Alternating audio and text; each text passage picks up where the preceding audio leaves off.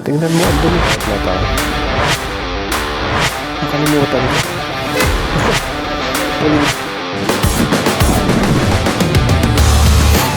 Oh, gulat kayo. Nandito tayo, no? Ayun, so nagbayad lang tayo ng mga bayarin sa araw na to. Ay, okay. Ang duming tingnan, no? Tingnan nyo. Masakit sa mata. Ito siguro yung ayaw ko dito sa PCX na to. So hindi masyadong napag-isipan ng Honda. Sa akin lang naman is kasi yung charger mo nandito eh. Yung saksakan ng charger, ayan o, nasa loob, diba? Ng parang maliit na compartment na yan. And then okay, so pwede mo naman kasi lagay yung phone mo sa loob.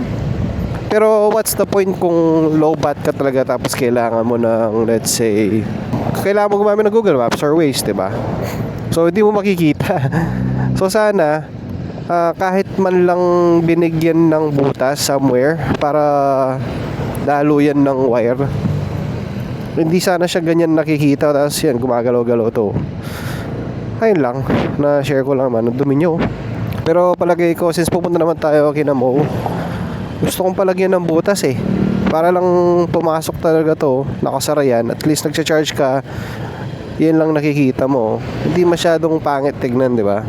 Oh, sasabihin, bakit di ka na lang magpalagay ng external charger, di ba? Kasi may mga charger dyan, kunwari yung Motowolf na phone holder, tapos kasama na yung charger.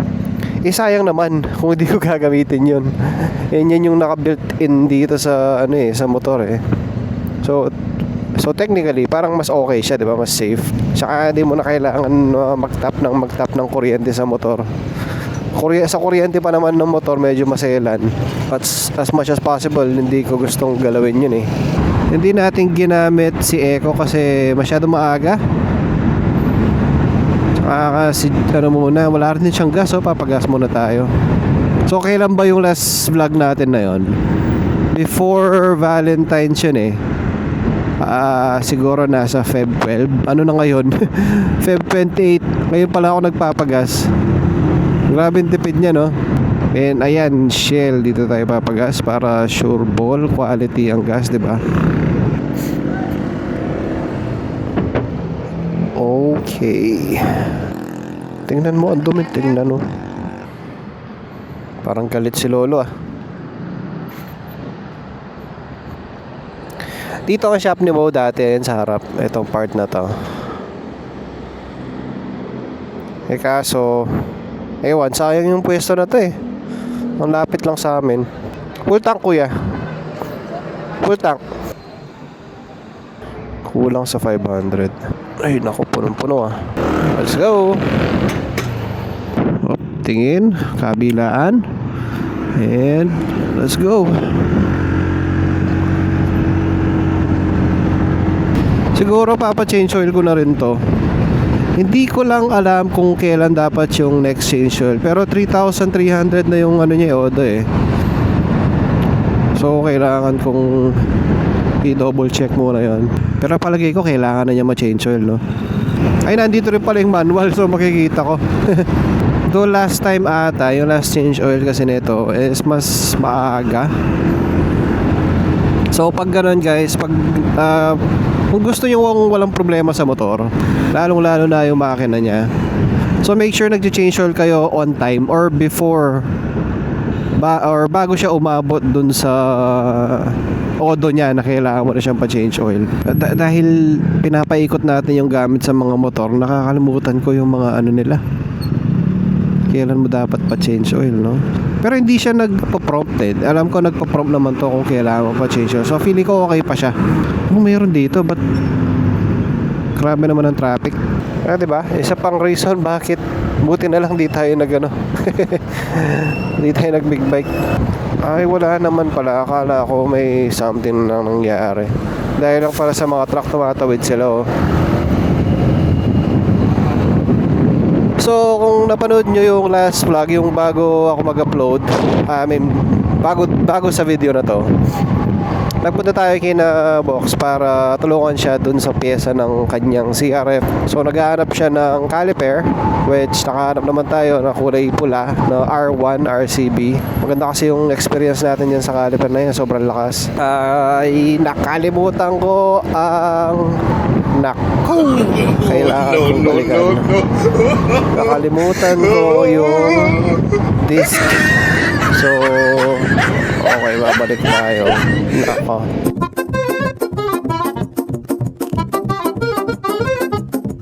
Oo, di ba? Andito na tayo agad. Patapos na sana ang lakad natin, no? Bigla pang nagka-drama. Ito lang ang kukunin natin dyan eh. Ito. Ayan lang, oh. Nakalimutan ko pa. Malas talaga. Tapos hindi, okay na to. Isa lang naman kailangan eh. Yun. Oops. Okay, and let's go ulit. Na-charge pa yung phone natin, no? Dahil umaba ang lakad natin. Nakapag-charge tayo.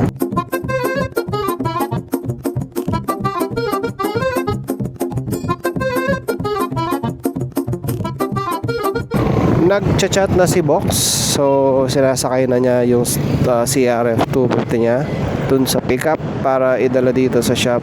And umabot din tayo ng 1 oras pala. Sanang di ko nakalimutan yung dire-diretso. Pero anyways, okay din naman, 'di ba? Nagka-content tayo ng di oras. May konting twist kumbaga. Okay, nandito ulit tayo. Shop ng tito ko, ayan. Sa left side. Diyan kaya siya? Hindi ko makita. Ang dami kasi nilang bahay. Dito tayo na ligaw nung minsan eh. Oo, ang dami bagong bahay oh. Ay, apartment.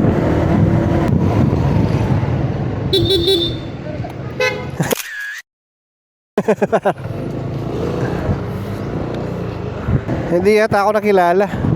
Barkada. Ayun, nasa Shell na pala. Malapit na rin si Box eh. Ayos. Ang problema, wala pa yung bracket. So sana agad ma-deliver ang bracket para makita agad kung paano ang gagawin na fitment. Okay, buti nakapag-charge tayo. So goods na yan.